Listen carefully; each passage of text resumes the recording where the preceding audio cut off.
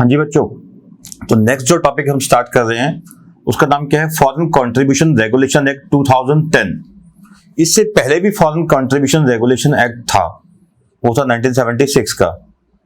अब बट उसमें बहुत सारी खामियां थी, उनको ओवरहोल करने के लिए, सही करने के लिए क्या है, FCRA 2010 लाया गया, फॉरेन कंट्रीब्यूशन रेगुलेशन एक्ट 2010। पहली बात तो ये एक्ट है क्या और ये आया क्यों। मेन यही था कि जो संस्थाएं होती हैं, जैसे कोई रिलीजियस ट्रस्ट है, कोई चैरिटेबल ट्रस्ट है, ठीक है, उनको वो जो पैसा लेते हैं बाहर से, चंदा लेते हैं, उसको रेगुलेट करने के लिए ले लो, बट प्रॉपर उसका हिसाब किताब दो, रिटर्न्स फाइल करो, ठीक है, उसका एक सिस्टम हो प्रॉपर। और जो पॉलिटिशियंस हैं, पॉलिटिकल पार्टीज हैं, जजेस हैं, ठीक है, मीडिया कर्मी हैं, तो जो जिनकी एक रिस्पॉन्सिबल क्या है पोस्ट है, तो वो क्या है कि चंदा ना ले सके बाहर से, फॉरेन कंट्रीब्यूशन ना ले सके, इसलिए ये क्या है अमेंड किया गया काफी हद तक। अब इसमें एक चीज याद रखना कि जब से गवर्नमेंट आई, मोदी गवर्नमेंट जो आई 2014 से लेके 19 में फिर इलेक्शन जीत गए, तो उसमें क्या है कि इन्होंने बहुत सारी संस्थाएं ऐसे हैं जिनकी क्या है कि रजिस्ट्रेशन कैंसिल कर दी, रजिस्ट्रेशन जो थी कैंसिल कर दी। क्यों? क्योंकि वो चंदा तो ले रही थी बाहर से, फॉरेन कंट्रीब्यूशन तो ले रही थी, बट प्रॉपर जो रिटर्न्स थी वो फाइल कर ही नहीं रही थी, ठीक है। एक पर्टिकुलर टाइम तक रिटर्न्स फाइल नहीं करती कि हमने क्या पैसा लिया, कब लिया, तो उनकी रजिस्ट्रेशन कैंसिल की जा सकती है। बट पुराने कांग्रेस के राज में कोई एक्शन उनके खिलाफ हो नहीं रहा था। जैसे मोदी गवर्नमेंट आई, उन्होंने क्या किया, इन पे एक्शन लिए। आपने देखा होगा मार्केट में जो उल्टा पुल्टा पैसा आना था, एकदम आना बंद हो गया। उसका रीजन एक वन ऑफ द रीजन ये भी है कि जो फॉरेन कंट्रीब्यूशन रेगुलेशन एक्ट है, इसके तहत काफी सख्ती कर दी गई, और पैसा जो बाहर से, गलत पैसा जो बाहर से इंडिया में एंटर कर रहा था, वो काफी हद तक रुक गया। पूरा तो खैर रुक ही नहीं सकता, जितना मर्जी जोर लगा लें, बट क्या है काफी हद तक ये पैसा, गलत जो पैसा आ रहा था, जो अलग अलग संस्थाओं के जरिए वो पैसा गलत आना काफी कम हो गया, ठीक है। तो FCRA में मेन जो पढ़ना है, हम वो पढ़ेंगे, यही पढ़ेंगे विजल, कि फॉरेन कंट्रीब्यूशन कौन कौन ले सकते हैं, कौन नहीं ले सकते, और लेने हैं तो क्या उनकी कंडीशंस हैं, टर्म्स एंड कंडीशंस हैं, ठीक है। और इसमें एक फॉरेन हॉस्पिटैलिटी है, ठीक है। फॉरेन हॉस्पिटैलिटी क्या है कि हमारे कोई नेता बाहर गए, उनको क्या है कि बाहर से फैसिलिटी मिल गई, रहने के लिए, घूमने फिरने के लिए मिल गया, खाने पीने के लिए मिल गया, that is called foreign hospitality. भैया अगले दिन इलाज करवा के दे दिया, ठीक है, बाहर गए, बाहर फ्री में इलाज करवा के दे दिया, ठीक है, घुमाया फिराया, ये क्या है, सारा फॉरेन हॉस्पिटैलिटी है। तो ये जो चैप्टर है, दो ही चीजों के इर्द गिर्द घूमता है, एक फॉरेन कंट्रीब्यूशन, दूसरा फॉरेन हॉस्पिटैलिटी। एक फॉरेन कंट्रीब्यूशन, दूसरा क्या है, फॉरेन हॉस्पिटैलिटी। आइए स्टार्ट करते हैं चैप्टर, इसको स्टेप बाय स्टेप हम कवर करते जाएंगे। इजी चैप्टर है, एग्जाम में पूछा ही जाता है क्वेश्चन, अब इसको आराम से करेंगे, ठीक है, समझ के आपने चलना है आराम से। तो स्टार्ट करते हैं। फॉरेन कंट्रीब्यूशन रेगुलेशन एक्ट क्या है, 2010। क्या है बेटा, 2010 का ये एक्ट है। इससे पहले मैंने बताया कि इससे पहले क्या था, FCRA 1976 था, उसमें कुछ खामियां थी, उन खामियों को दूर करने के लिए नया कानून लाया गया, ठीक है। प्रेम्बल है, an act to consolidate. Preamble क्या है, इंट्रोडक्शन, ठीक है। प्रेम्बल क्या होता है बताइए आपको, इंट्रोडक्शन होती है। An act to consolidate the law, consolidate मतलब जो इससे पहले जो कानून बने हुए हैं उनको लेके आना, उनको सही करना, ठीक है। उनको एक जो पिछला कानून है उसको लेके आना, उसमें जो रेलेवेंट अमेंडमेंट है वो कर देनी, उसे एक नया कानून बना देना। To consolidate the law to regulate the acceptance and utilization of foreign contribution और फॉरेन हॉस्पिटैलिटी, ठीक है। पहले क्या है, रेगुलेट करना है किस चीज को, the acceptance and utilization of foreign contribution और फॉरेन हॉस्पिटैलिटी। दो चीजें, फॉरेन कंट्रीब्यूशन और foreign hospitality by certain individuals और एसोसिएशन और companies, and to prohibit acceptance and utilization of foreign contribution और फॉरेन हॉस्पिटैलिटी, ठीक है। फॉरेन कंट्रीब्यूशन या फॉरेन हॉस्पिटैलिटी को क्या है, रेगुलेट करना, उसकी एक्सेप्टेंस को प्लस उसकी यूटिलाइजेशन को, for any activities detrimental to the national interest and for matters connected therewith और इंसिडेंटल देयरटू। तो कुल मिला के बातें क्या है बेटा यहाँ पे, दो, एक तो रेगुलेट करना, ठीक है, एक क्या है, प्रोहिबिट। दो ही बातें हैं, एक क्या है, रेगुलेट, ठीक है, एक क्या बात हो रही है, रेगुलेट करने की बात हो रही है। दूसरा क्या है, प्रोहिबिट। ठीक है, इस एक्ट का पर्पस क्या है, रेगुलेट करना या प्रोहिबिट करना। क्या चीज, फॉरेन कंट्रीब्यूशन, ठीक है, या फिर फॉरेन हॉस्पिटैलिटी, फॉरेन कंट्रीब्यूशन या फिर फॉरेन हॉस्पिटैलिटी। ठीक है, फॉरेन कंट्रीब्यूशन या फॉरेन हॉस्पिटैलिटी प्रोहिबिट कब की जाती है, in public interest. In public interest क्या किया कि रोक लगा दी कि ये लोग तो ले ही नहीं सकते, तो क्या है, प्रोहिबिशन है, कि प्रोहिबिट करना कि ये लोग क्या है कि फॉरेन कंट्रीब्यूशन ले ही नहीं सकते। ठीक है, और दूसरा क्या है, फॉरेन कंट्रीब्यूशन को या फॉरेन हॉस्पिटैलिटी को बिल्कुल रोक लगा देना। ठीक है, प्रोहिबिट करना या फिर क्या है, रेगुलेट करना। रेगुलेट मतलब मैंने एक एग्जांपल दी आपको, रेगुलेशन में क्या आएगा बेटा कि आप फॉरेन कंट्रीब्यूशन ले सकते हैं, बट उसके लिए क्या है, रजिस्ट्रेशन करवानी है। ठीक है, रजिस्ट्रेशन सर्टिफिकेट लेना पड़ेगा आपको। ठीक है, उसके बाद आपको रिन्यूअल करवानी पड़ेगी। ठीक है, फिर आप अगर कंडीशन नहीं पूरी करते आप, तो आपका क्या है, रजिस्ट्रेशन सर्टिफिकेट कैंसिल भी किया जा सकता है। तो दिस इज कॉल्ड रेगुलेशन। तो इसे क्या बोलते हैं, रेगुलेट करना। तो इस एक्ट का पर्पस क्या है कि फॉरेन कंट्रीब्यूशन या फॉरेन हॉस्पिटैलिटी को रेगुलेट करना एक तो, सेकंड प्रोहिबिट भी करना जहां पे क्या है, पब्लिक इंटरेस्ट में सरकार को लगता है। तो सारा जो फॉरेन कंट्रीब्यूशन जो रेगुलेट करती है फॉरेन हॉस्पिटैलिटी, ये पावर किसके हाथ में बेटा, सीजी, सेंट्रल गवर्नमेंट। ठीक है, जो सेंट्रल गवर्नमेंट की होम मिनिस्ट्री है वो सारा इसको क्या है, रेगुलेट करती है। इस एक्ट की इंप्लीमेंटेशन का जिम्मा किसके हाथ में है, ठीक है, देश का जो, ठीक है, होम मिनिस्ट्री होता है, गृह मंत्रालय, उसकी जिम्मेवारी होती है कि फॉरेन कंट्रीब्यूशन को रेगुलेट करना।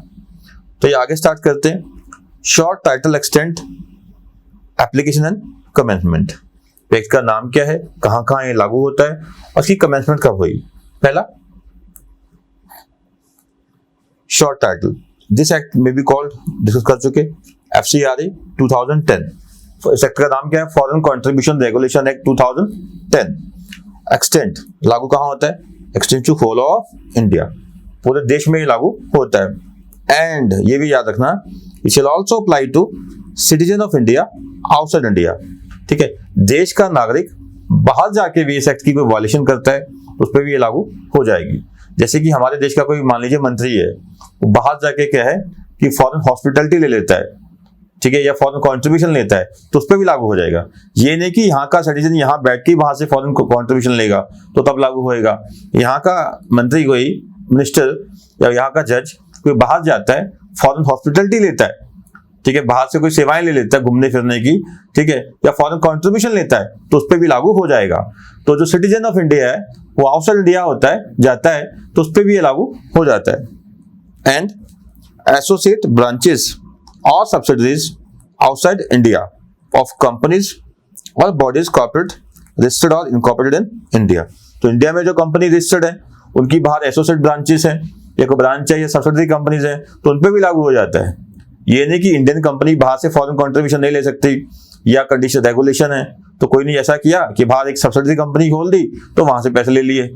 ठीक है, तो वो चीजें हैं क्या है इसका, तो लागू जो हुआ तो लागू कहाँ है, extend to whole of India, और it is also applicable to citizen of India outside India. और सेकंड, जो कंपनीज वगैरह कोई रजिस्टर्ड हुई है इंडिया में पर उसकी बाहर ब्रांचेज हैं, एसोसिएट बाहर ब्रांचेस हैं या सब्सिडरीज हैं बाहर, तो उस पर भी लागू हो जाएगा। ठीक है, कमेंसमेंट, तो सीजी को जैसे जैसे सही लगेगा वैसे वैसे वो नोटिफिकेशन निकाल के क्या है इसको लागू कर सकते हो, ऑलरेडी कर चुकी है, बहुत टाइम हो चुका है। नेक्स्ट है डेफिनेशंस है, सेक्शन 2 में डेफिनेशंस है, सेक्शन 2 क्लोज ए। ठीक है, सेक्शन 2 क्लोज ए, एसोसिएशन का मतलब क्या है, means an association of individuals whether incorporated and registered or not having an office in India and includes a society whether registered under the Society Registration Act 1860 or not and any other organization by whatever name called। तो कुछ भी इसमें आ गया भी, कहते हैं कोई भी एक एसोसिएशन ऑफ इंडिविजुअल्स है, बेशक वो रजिस्टर्ड है या नहीं है, ठीक है, बट उसका क्या है, इंडिया में एक ऑफिस तो है, means an association of individuals whether registered or not having office in India, having office in India. उसके अलावा एक सोसाइटी भी है, सोसाइटी बेशक इंडियन जो सोसाइटी रजिस्ट्रेशन एक्ट 1860 है उसके तहत रजिस्टर्ड है या नहीं है, ठीक है। And any other organization by whatever name called, कोई और ऑर्गेनाइजेशन क्या है बाय व्हाटएवर नेम कॉल्ड, वो भी इसमें आ जाएगी, ठीक है। Authorize person in foreign exchange, ये तो क्या हो गया, आपको याद होगा कि FEMA में क्या आता था, एक ऑथराइज पर्सन आता था जो क्या था, ऑथराइज डीलर था, ऑफशोर बैंकिंग यूनिट थे, तो इसमें आ गया। सेम वही है कि कहता है authorize person in foreign exchange कौन हुआ, एक ऑथराइज पर्सन जो क्या है FEMA में डिफाइंड है, ठीक है, एज रेफर्ड टू FEMA, ठीक है। बैंक का मतलब क्या है, बैंकिंग कंपनी जो क्या है डिफाइंड मतलब बैंकिंग रेगुलेशन एक्ट 1949। नेक्स्ट है candidate for election. Candidate for election means a person who has been duly nominated as a candidate for election to any legislature, ठीक है, जिसको नॉमिनेट किया गया है। जैसे मान लीजिए MP के इलेक्शन है या MLA के इलेक्शन है, वहां पे जो लोग कंटेस्ट कर रहे होते हैं वो सारे क्या है, कैंडिडेट फॉर इलेक्शन, जिसको ठीक है नॉमिनेट किया गया है कैंडिडेट, ये इलेक्शन लड़ रहा है बंदा। सर्टिफिकेट क्या है, यहाँ पे जो रजिस्ट्रेशन सर्टिफिकेट होगा फॉरेन कंट्रीब्यूशन लेने के लिए जो रजिस्ट्रेशन की रिक्वायरमेंट है, अब जो रजिस्ट्रेशन का सर्टिफिकेट होगा उसे क्या बोलते हैं, सर्टिफिकेट। कंपनी का मतलब क्या है, जो इनकम टैक्स एक्ट 1961 में जो कंपनी डिफाइन कर रखी है वो कंपनी है। ये इंपॉर्टेंट है, फॉरेन कंपनी क्या है। देखिए अगर कंपनी लॉ में आप देखोगे, अगर कंपनीज एक्ट 2013 में देखोगे तो फॉरेन कंपनी क्या है, foreign company means a company registered outside India but having a place of business in India, बेशक वो फिजिकल है या इलेक्ट्रॉनिकली है। तो foreign company as per the company law तो क्या है, a company registered outside India but having a place of business in India is a foreign company as per company law. तो यहाँ पे क्या है, मीन्स ए कंपनी और association और बॉडी ऑफ इंडिविजुअल्स, कंपनी है सब कुछ आ जाएगा यहाँ, या एसोसिएशन है या कोई बॉडी ऑफ इंडिविजुअल्स है, रजिस्टर्ड तो बाहर हुई है, एंड इंक्लूड्स ये भी आ जाएगा ए फॉरेन कंपनी जो क्या है with in the meaning of 591 of companies act 1956। अब देखिए कंपनी लॉ तो कौन सा आ चुका है, 2013, बट FCRA में अभी भी क्या लिखा आ रहा है, 1956 ही है, तो आप सीधा लिख देना foreign company registered under companies act, ठीक है। एक company which is a subsidiary of foreign company, तो फॉरेन कंपनी की सब्सिडरी भी क्या मान ली जाएगी यहाँ पे, foreign company. The registered office और principal place of business of a foreign company, ठीक है, कोई फॉरेन कंपनी का जो रजिस्टर्ड ऑफिस है या कोई प्रिंसिपल प्लेस ऑफ बिजनेस है उसे भी क्या मानेंगे, फॉरेन कंपनी। उसके अलावा कोई मल्टीनेशनल कॉर्पोरेशन है, MNC है, मल्टीनेशनल कॉर्पोरेशन है, वो भी क्या आ जाएगी, फॉरेन कंपनी के डेफिनेशन में आ जाएगी। उसके बाद क्या है, एक्सप्लेनेशन है, for the purposes of this sub clause a corporation incorporated in a foreign country और territory shall be deemed to be multinational corporation. क्या बोलते हैं, एक कॉर्पोरेशन जो रजिस्टर्ड कहाँ पे हुई है, फॉरेन कंट्री में या फॉरेन टेरिटरी में, उसको MNC कब मानेंगे, if such corporation has a subsidiary और ब्रांच और प्लेस ऑफ बिजनेस इन 2 और मोर कंट्रीज और टेरिटरीज, या फिर क्या है, कैरीज ऑन बिजनेस और अदरवाइज ऑपरेट्स इन 2 और मोर कंट्रीज और टेरिटरीज। तो कुल मिला के अगर आप फॉरेन कंपनी की डेफिनेशन देखोगे तो क्या आएगा इसमें कि फॉरेन कंपनी क्या है, समझना ध्यान से, कोई भी ऑर्गेनाइजेशन है, कोई कंपनी है, ठीक है, या कोई एसोसिएशन ऑफ इंडिविजुअल्स है, ठीक है, कोई कंपनी है या कोई एसोसिएशन ऑफ इंडिविजुअल्स है जो क्या है कि रजिस्टर्ड कहाँ हुई है, आउटसाइड इंडिया, ठीक है, क्या है रजिस्टर्ड, इसको याद रखने का तरीका थोड़ा समझ लो, क्या है कि रजिस्टर्ड आउटसाइड इंडिया है, कोई कंपनी या कोई भी कॉर्पोरेशन वगैरह है वो रजिस्टर्ड कहाँ हुई है, आउटसाइड इंडिया, उसे क्या बोलेंगे, फॉरेन कंपनी। और साथ में और क्या आता है, एंड इंक्लूड्स, जो फॉरेन कंपनी है अंडर कंपनीज एक्ट, ठीक है, 2013, तो उसे क्या मानेंगे हम, फॉरेन कंपनी मानेंगे, ठीक है। जो कंपनी लॉ के तहत फॉरेन कंपनी उसे भी क्या मानेंगे, फॉरेन कंपनी। उसके अलावा इस फॉरेन कंपनी की कोई सब्सिडरी है जो, उसे भी क्या मानेंगे, फॉरेन कंपनी। ये एक फॉरेन कंपनी की जो ब्रांच है, ठीक है, या कोई प्लेस ऑफ बिजनेस है, ठीक है, इसे भी हम क्या मानेंगे, फॉरेन कंपनी। उसके अलावा कोई भी, उसके अलावा क्या बोलते हैं, ये जो MNC है वो भी फॉरेन कंपनी में आ जाएगी, ठीक है। जो मल्टीनेशनल कॉर्पोरेशन है वो भी फॉरेन कंपनी में आ जाएगी। अब मल्टीनेशनल कॉर्पोरेशन क्या है, कोई भी ऐसी कॉर्पोरेशन जिसके क्या है, ब्रांचेस हैं, क्या है, ब्रांचेस हैं या प्लेस ऑफ बिजनेस है मोर देन वन कंट्री में, ठीक है, मोर देन वन कंट्री या टेरिटरीज में, ठीक है, एक से ज्यादा कंट्रीज में या टेरिटरीज में क्या है, ब्रांचेस हैं या प्लेस ऑफ बिजनेसेस हैं, या फिर क्या ये बिजनेस ऑपरेट कर रहे हैं, ठीक है, ऑपरेट कर रहे हैं बिजनेसेस कहाँ पे, एक से ज्यादा कंट्रीज में या टेरिटरीज में, ठीक है, एक से ज्यादा कंट्रीज में या फिर टेरिटरीज में क्या है ये बिजनेस ऑपरेट कर रहे हैं, ठीक है, कंट्रीज में या टेरिटरीज में क्या बिजनेस ऑपरेट कर रहे हैं, इसे भी हम क्या मानेंगे, फॉरेन कंपनी, ठीक है। तो फॉरेन कंपनी क्या हुई, कोई भी कंपनी या कोई एसोसिएशन ऑफ इंडिविजुअल या कोई कॉर्पोरेशन जो रजिस्टर्ड क्या है आउटसाइड इंडिया एंड इंक्लूड्स, कोई फॉरेन कंपनी जो रजिस्टर्ड अंडर कंपनीज एक्ट है उसे भी फॉरेन कंपनी मानेंगे। आगे फॉरेन कंपनी की जो है कि जो सब्सिडरीज है, ठीक है, उसे भी हम क्या मानेंगे, फॉरेन कंपनी मानेंगे, या उसकी कोई एसोसिएट है।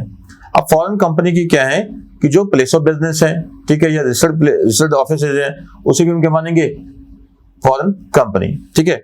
उसके अलावा जो एक मल्टीनेशनल कंपनी है जिसके क्या है ब्रांचेस है या प्लेस ऑफ बिजनेस है एक से ज्यादा कंट्रीज में या एक से ज्यादा टेरिटरीज में, या फिर क्या जो बिजनेस ऑपरेट करते हैं वो एक से ज्यादा कंट्रीज या टेरिटरीज में एक से ज्यादा क्या है बिजनेस ऑपरेट कर रहे हैं, जैसे कि हम क्या मानेंगे, फॉरेन कंपनी, ठीक है, इसको आप याद रखना।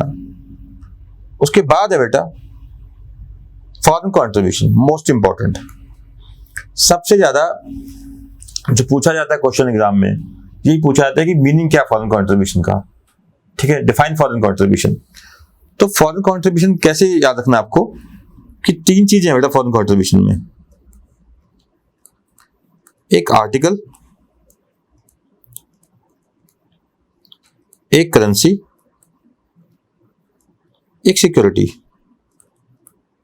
ठीक है। आर्टिकल क्या है, कोई भी वस्तु, मान लो एक पॉलिटिशियन है तो बाहर से कोई भी वस्तु लेता है, तो बाहर से कुछ भी उसने लिया तो that is called foreign contribution. But except कोई भी आर्टिकल है वो क्या आ जाएगा, कोई भी वस्तु जो है वो फॉरेन कंट्रीब्यूशन है। अब इसमें क्या है, एक्सेप्ट है,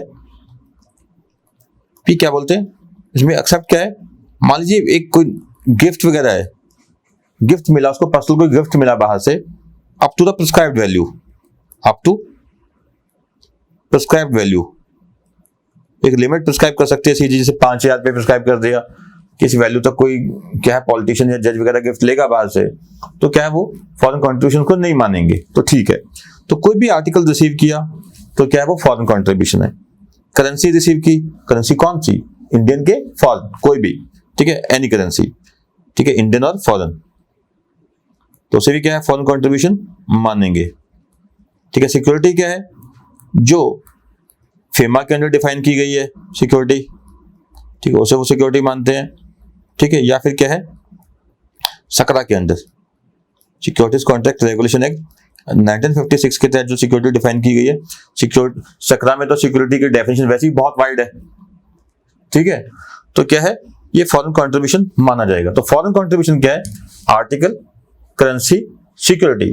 करेंसी कौन सी, कोई भी, सिक्योरिटी कौन सी जो फेमा में बता रखी है या कोई सकरा में बता रखी है, आर्टिकल कोई भी, बट एक पर्सनल कैपेसिटी में कोई गिफ्ट मिल गया एक लिमिटेड जो prescribed value by the government है, सेंट्रल गवर्नमेंट है, तो वो वैल्यू जो लिमिटेड वैल्यू तक का गिफ्ट है उसे क्या है कि फॉरेन कंट्रीब्यूशन नहीं माना जाएगा। तो आर्टिकल, करेंसी या फिर सिक्योरिटी, आप याद रखना। अब इसको हम स्टडी करते हैं क्या लिखा है इन्होंने, क्या बोलते हैं, foreign contribution means donation, delivery या transfer made by any foreign source. ये शब्द ध्यान से देखो, फॉरेन सोर्स, फॉरेन सोर्स मतलब बाहर का कोई सोर्स जो डिफाइन किया गया है इस चैप्टर में, हम आगे पढ़ेंगे। तो फॉरेन सोर्स से कोई भी डोनेशन या डिलीवरी या ट्रांसफर है, बाहर से क्या कोई डोनेशन आई है या कोई डिलीवरी है या कोई ट्रांसफर है, बट आई कहां से, फॉरेन सोर्स से। आर्टिकल है of any article not being an article given to person as a gift for his personal use, but ये भी वैल्यू प्रिस्क्राइब करते हैं central government. If the market value in India of such article on the date of such gift is not more than such sum as may be specified from time to time by the CG by rules made in this behalf, ठीक है। तो article है किसी भी प्रकार का है, तो वो फॉरेन कंट्रीब्यूशन माना जाएगा। Donation, delivery, transfer of any article from any source, ठीक है, फ्रॉम एनी फॉरेन सोर्स, क्या है, कोई आर्टिकल आया है, लिया है, तो उसकी जो इंडिया में वैल्यू है वो क्या है कि एक प्रिस्क्राइब वैल्यू तक सीजी प्रिस्क्राइब कर सकती है, तो उस वैल्यू तक तो क्या है, इसको फॉरेन कंट्रीब्यूशन नहीं मानेंगे, अगर उससे ज्यादा है तो उसे फॉरेन कंट्रीब्यूशन मान लिया जाएगा। फिर कहते हैं कि of any currency whether Indian और फॉरेन, करेंसी कोई भी मिली है, बेशक वो इंडियन या फॉरेन है, या सिक्योरिटी है, या कोई सिक्योरिटी जो क्या सकरा में बता रखी है, सिक्योरिटीज कॉन्ट्रैक्ट रेगुलेशन एक्ट 1956 में डिफाइन कर रखा है, एंड इंक्लूड्स कोई फॉरेन सिक्योरिटी है तो डिफाइंड अंडर फेमा है।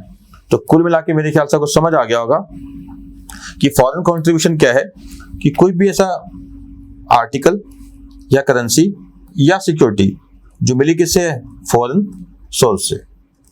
फॉरेन सोर्स क्या आता है हम पढ़ेंगे अभी, ठीक है। फॉरेन सोर्स से कोई भी आर्टिकल, करेंसी, सिक्योरिटी मिली है तो दैट इज फॉरेन कंट्रीब्यूशन, ठीक है। दैट इज फॉरेन कंट्रीब्यूशन क्या है, 3 वर्ड याद रखना, डोनेशन, डिलीवरी और ट्रांसफर। डोनेशन, डिलीवरी और transfer of any article, but article एक प्रिस्क्राइब वैल्यू तक जो पर्सनल गिफ्ट मिला है, up to the prescribe value जो है सीजी डिफाइन करेगी, प्रिस्क्राइब करेगी, तो तब उस वैल्यू तक तो क्या है फॉरेन कंट्रीब्यूशन नहीं माना जाएगा। कोई भी करेंसी, बेशक वो इंडियन है या फॉरेन है, या सिक्योरिटी जो क्या डिफाइन है अंडर फेमा एक्ट, ठीक है, जिससे क्या है फॉरेन सिक्योरिटी होगी। Security includes foreign security defined under FEMA 1999, या कोई security defined under Sakra 1956, securities contract regulation act 1956, ठीक है। आगे चलते हैं बेटा, तो कहते हैं कि explanation, a donation, delivery, transfer, ठीक है, donation, delivery, transfer of any article, currency और foreign security referred in this clause by any person who has received it from any foreign source either directly or through one or more persons shall also be deemed to be foreign contribution within the meaning of this clause। ये कहते हैं कि देखिए, पहले हमने पढ़ा foreign contribution क्या है, फिर साथ में एक्सप्लेन कर रहे हैं कि जो डोनेशन है, डिलीवरी है, ट्रांसफर है फॉर एनी आर्टिकल, सिक्योरिटी या करेंसी है by any person who has received it from any foreign source, देखिए वो डायरेक्टली मिला है या किसी एक या एक से ज्यादा बंदे को मिला है, shall also be deemed to be foreign contribution, यानी बेशक मुझे वो डायरेक्टली बाहर से मिला है या किसी के थ्रू घूम के मिला है, इनडायरेक्टली मिला है, तो दोनों ही केस में क्या माना जाएगा, फॉरेन कंट्रीब्यूशन। जैसे मान लीजिए एग्जांपल भी ले सकते हैं इसकी कि मुझे जो पैसा मिला वो डायरेक्टली फॉरेन सोर्स से नहीं मिला, फॉरेन सोर्स से किसी इंडियन को आया,